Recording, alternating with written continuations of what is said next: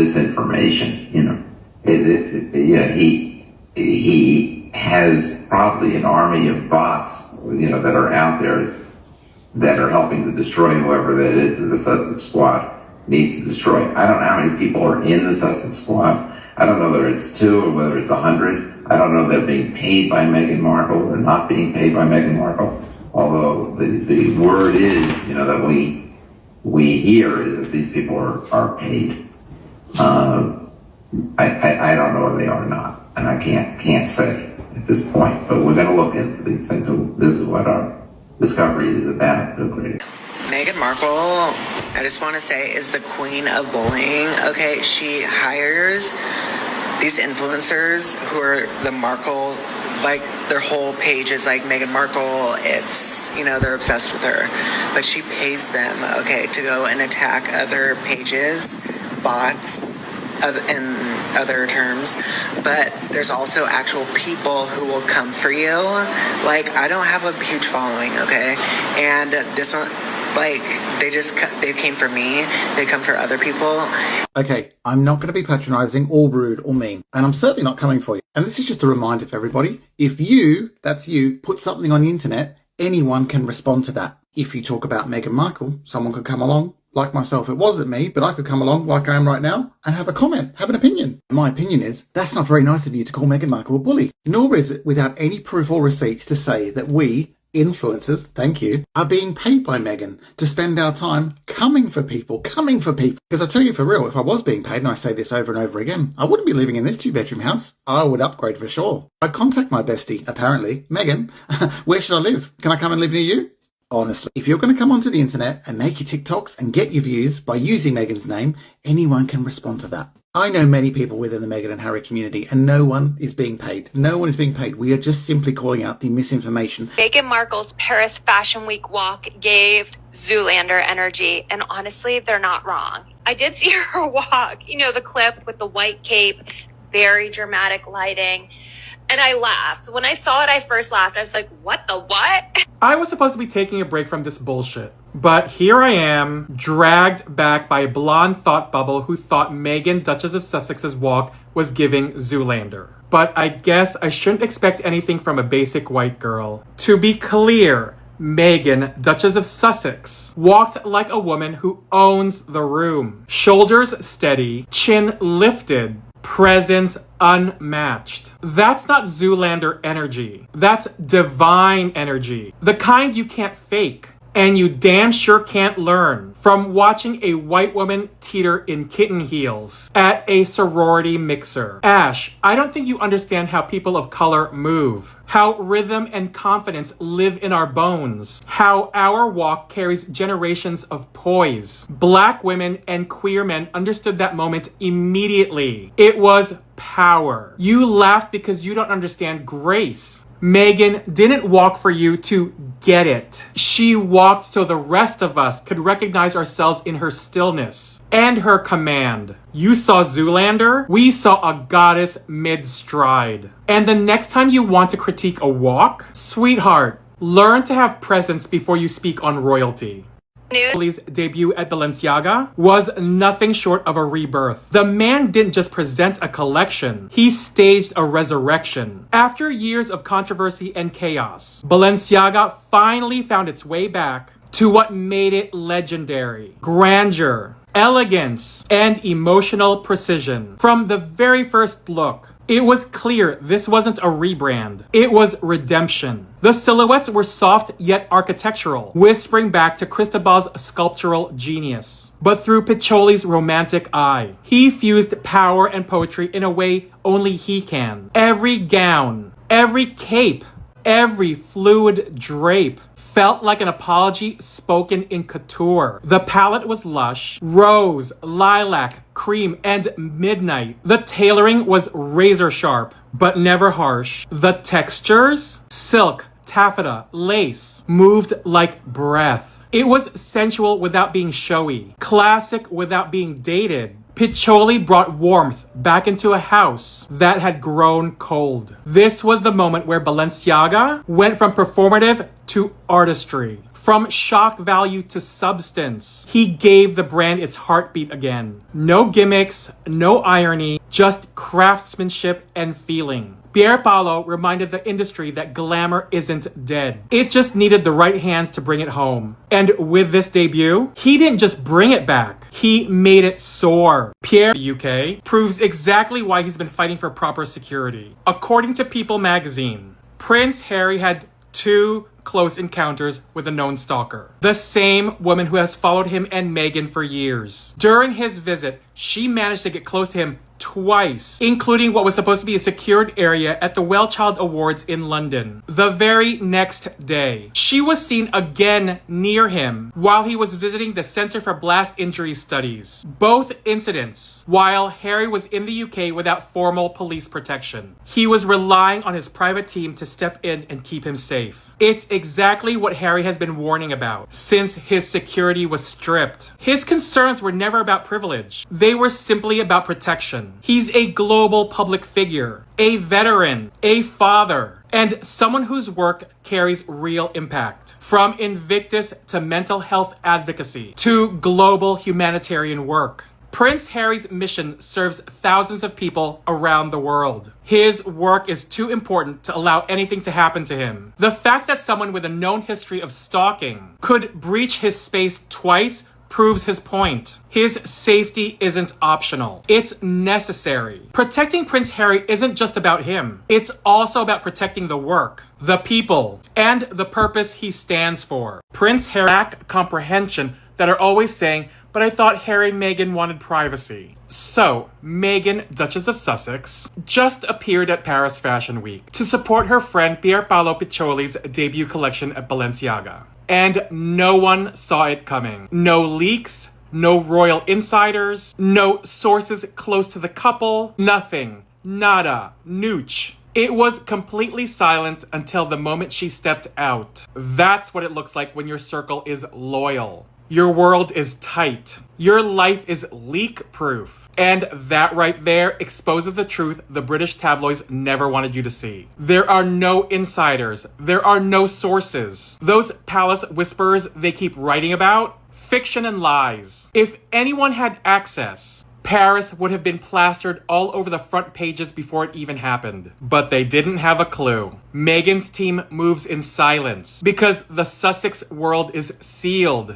And this is exactly what Harry and Meghan meant when they said they wanted privacy. They never said they were going into hiding. Privacy was never about disappearing. It was about control. The right to decide when, how, and why to be seen. They never rejected fame. They rejected intrusion. And if you don't understand the difference, go back to school. The same haters shouting, I thought they wanted privacy. They're still too stupid to understand the difference between access and autonomy. Privacy isn't about vanishing. It's about ownership. Meghan doesn't owe the British press or the public a single frame of her life. She decides when she's seen, and she does it as ever flawlessly. And here's the best part. The best clapbacks aren't said with words. You don't argue. You don't explain. You simply show up. The audible gasps heard around the world. That's exactly what Meghan did. She walked into Paris looking untouchable, glowing, and serene. And in that moment, every headline, every critic, every hater, every fake source went silent. That's how you reclaim your narrative. That's how you remind the world who sets the tone. Meghan didn't need to say anything. Her presence said it all. The Sussex world doesn't leak. It glows. And the tabloids, haters, and derangers, they're left in the dark, choking on their own lies. Morning friends, happy Monday, how are you doing? Tell me that Kensington Palace are absolutely terrified about Meghan's return to Europe without explicitly saying it. It's this, isn't it? Meghan's tasteless video. Meghan Markle posts insensitive video of her with feet up being driven past the Diana crash tunnel. Now, we all know that the press are in the pocket of Buckingham Palace and Kensington Palace, and this is where this story has come from. But even if it was the Diana crash tunnel, which it wasn't, this one's about 1 kilometre away, you can tell from the background. Even if it was, who cares? Meghan was celebrating an incredibly successful return to Europe for her personally and for Balenciaga. Feet up because she was probably physically and mentally exhausted from travel, international travel, the work she's done. Remember, as a taxpayer in the UK, we don't have to fund Meghan and Harry, which is quite good.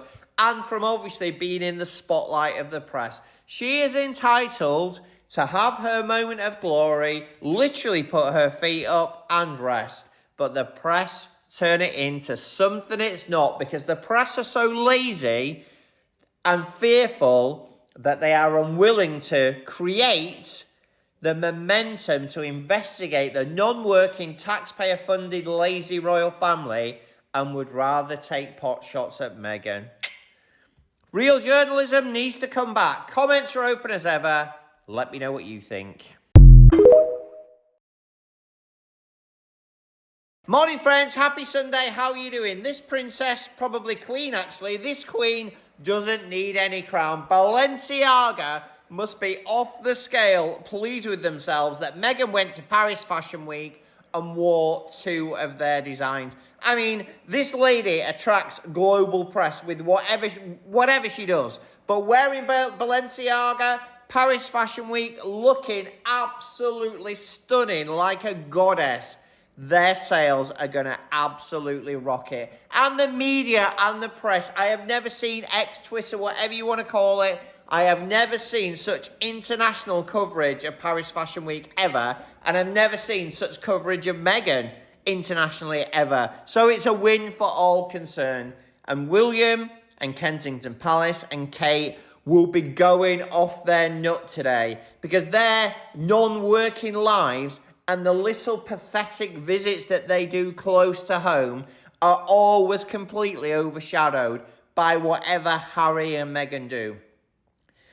Kate and William cannot attract the spotlight of the world's media like Meghan can when she's just nipping in the car to go to the shops. It's absolutely ridiculous, and I wish all the best for Harry and Meghan, because guess what, guys? They deserve it. Comments are open as ever. Let me know what you think.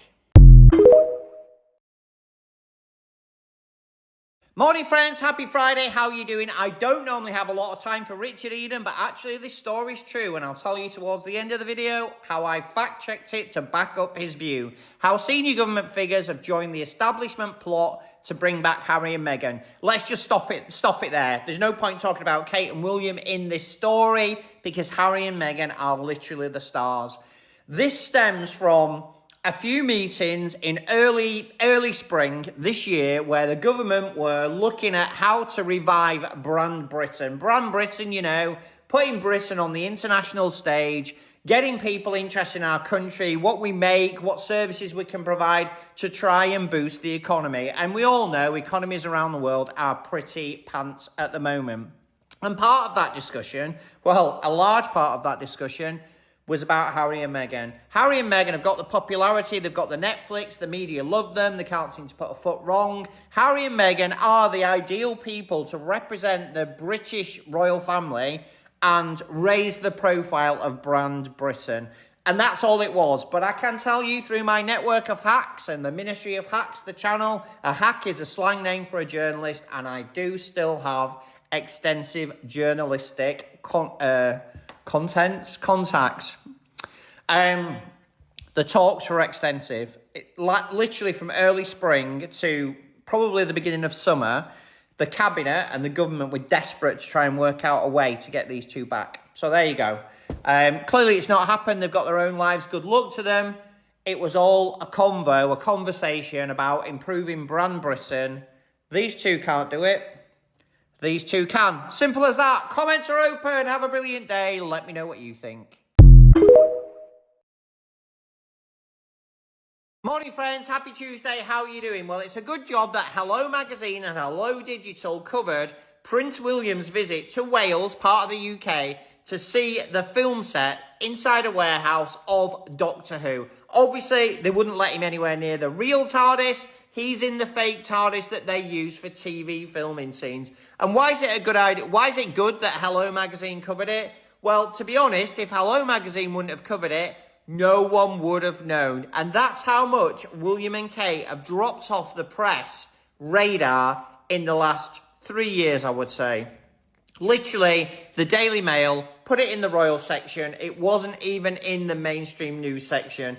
It was an unannounced, very quickly arranged, probably because of Meghan's activity in Paris, visit to the studios. There's no pictures of him meeting the cast. I don't think they were actually filming on that day, which just shows how hastily this visit was arranged, right? Why would you go on a day where they're not actually doing any filming? It just doesn't make sense at all. This was probably the best shot that anyone could get of him. Lazy, entitled, and reactive. They only come out to do work at the last moment, and they magically appear at places that were never in the diary because that's how hastily the visits are literally arranged. They come out to do work when they're being outshone by other members of the public or other members of their family. That is all. Comments are open as ever. Have a brilliant Tuesday. Let me know what you think. Let's talk about this video of Prince William, which is making the rounds. You might remember this headline from back in May. The story was all about Prince William being protective and erupting at a photographer who was allegedly sneaking photos of the Cambridge children. And it seems that the video from that altercation, or one very similar to it, was posted on YouTube just this weekend. This video is from January 2021, according to the person who posted it. Let's watch. You want to have this altercation, you can have this altercation. I know, I just realised who it was and I've just... You did go out here looking for us. I was actually... You drove past us outside our house, I saw you. No, I didn't, I haven't been near the house.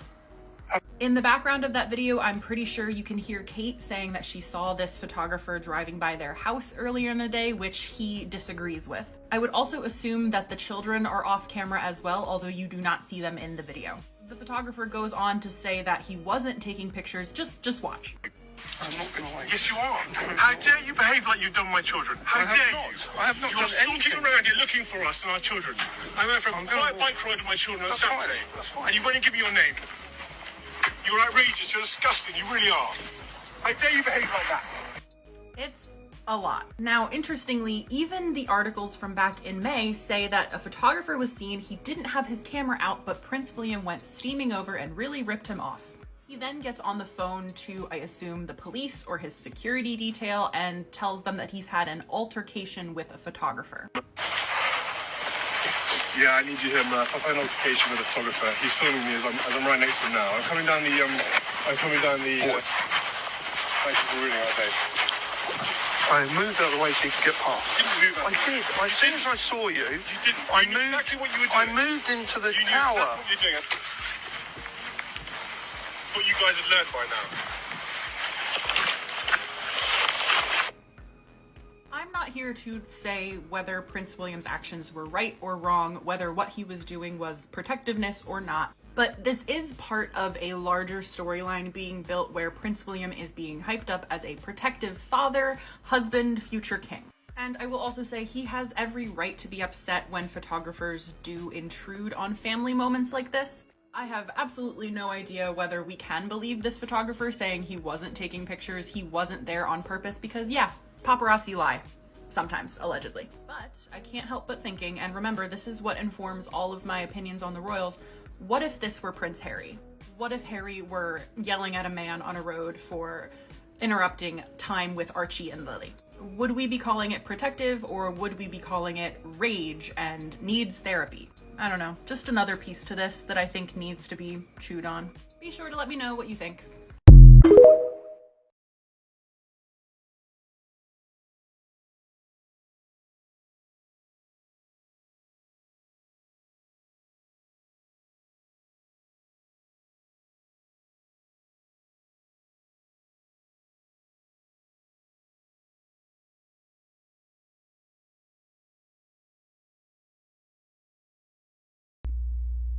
Oh my goodness, I cannot believe it. So right now, all hell broke loose at Kensington Palace. I'm sure Buckingham Palace is also going crazy. All them people be going crazy because they saw the Duchess of Sussex in Paris. And right now they're claiming that she went to the tunnel where Queen Diana was unalive. These people crazy.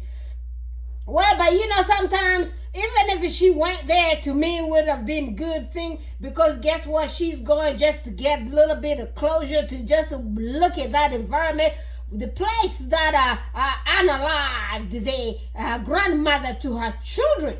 She got two beautiful granddaughters with for that lady, you know. Yes, she has a little bit Diana Princess, and she has Princess Archie, who are Princess Diana's grandbabies. You know, if she went there to film that place for her babies, I mean, those babies gonna go there one day in the Kensington Palace, neither this Buckingham Palace, and I believe by then Charlie Boy is gonna be gone already to hang around his mother, Lizzie. And, his dad, Edinburgh, he gonna be there in one of those chapels. What do you call them? You call them they got name. What do you call those ones? A cathedral. He gonna be in one of them cathedral, in one of those stuff there. So y'all need to leave our future queen of England, like the Minister of Hacks said. Brother, God bless you. Yes, she is the queen. She is gonna be the future queen of that place. They just watch. I don't know what's gonna happen. I don't know what's gonna happen to Bullion, but God, I had a dream, and I don't know what's gonna happen to that George boy. But God bless that kid, and we ain't got nothing against kids here. We don't say bad stuff about no kids, and everything that's happening out here, it's their parents are bad people and no kids. You know, we sit down here with good aunties. Yeah, God bless George, but George ain't gonna be king either. Because you know why George ain't gonna be king? Because George's parents are horrible. Guys, did y'all guys watch this video with matter of fact? You know why I reposted this video again? Matter of fact, actually, congratulations, girl. I heard you got married the other day. God bless you with your new husband. And I love that video. The way she sat down there, dissected that video, and y'all heard Mambo's voice. Y'all heard Mambolina. Mambolina was on there. So she's a snitch. That girl is a piece of work. All she does is just complaining. You know, all those victim DNA, victim-minded people, and Mambo's descended from one of them, and Mambo's, that's what she does. She plays victim in every single damn thing. Y'all heard her voice. She sat down there telling her husband. I saw this photographer. He came and filmed us with our children. He came by our home. He came, I don't know what, damn, Mambolina, I wonder if your husband be buying you these flowers. I mean, these flowers, I didn't tell you guys. I'm gonna tell you. Yeah, so I got these flowers, fresh flowers. They kind of getting old, but Mambos, ain't nobody buying Mambos, no nothing. Mambos ain't got no flowers. Mambos, damn girl. I wonder, damn, that girl is terrible. She is just a victim. She actually reports people. She actually reports people with her own mouth. Y'all guys be wondering, where does all this stuff that comes around about Her Royal Highness the Duchess of Sussex? How do we find out about multiple stuff? Did you guys understand right now? The Mambos actually grabs phones and she calls those newspaper people. She calls those railroaders. And I heard she been hanging around those tattletales. Yeah, that's the thing that she hangs around. And, yeah, she tells them every single damn thing about Her Royal Highness Duchess of Sussex, and she tells them every single damn thing about Camilla. She tells them everything about Queen Mistress. She tells them everything about Charlie Boy and everything about Rose Hanbury that was told to people in the media. Guess who went and broke the news? It's Mambos. So y'all guys, listen to that little video one more time. Hey, y'all gonna find out that girl is a horrible human being. She is a terrible human being. No wonder this monarchy, they already knew. And they already learned about her. They're like a child. You gonna give birth to these kids, which I don't even believe she gave birth to. And the next thing, you ain't gonna be part of us. We're gonna give you allowance. You're gonna stay in one of them prison, open sky prisons that y'all guys call the cottages. You're gonna be locked in one of those until your time is over. And if you play a little bit, we're gonna show you how the operation reading my bridges. You remember that operation? Reading bridge, reading what? Your queens drop it down here. One of them queens came out here, told me it was not reading bridge. But that operation that they did put together for this Mambus, and Mambus, you ain't got no luck. Right now here, nobody want to Princess Diane you, girl. So because they do not want to Princess Diane you, they did put you in one of those open sky cottages. So you gonna spend the rest of your life there, girl. How old are you?